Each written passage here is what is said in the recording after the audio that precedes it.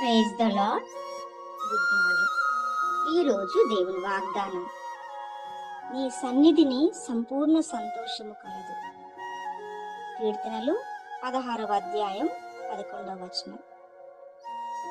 ప్రియమైన దేవుని బిడ్డలారా, ఈ లోకంలో సంతోషము సమాధానము దొరకడము చాలా అరుదు.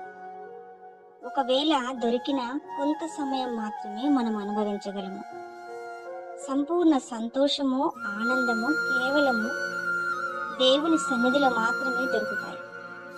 కానీ ఆ విషయాన్ని, ఆ సత్యాన్ని చాలా వరకు గ్రహించలేకపోతూ ఉన్నారు. కాబట్టే మనలో అనేకులు సంతోషాన్ని వెతుక్కుంటూ అనేక చోట్లకు పరుగులు ఎత్తుతూ ఉంటున్నారు.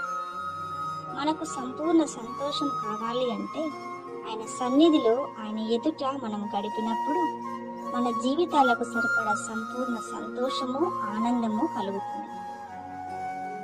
ప్రార్థన.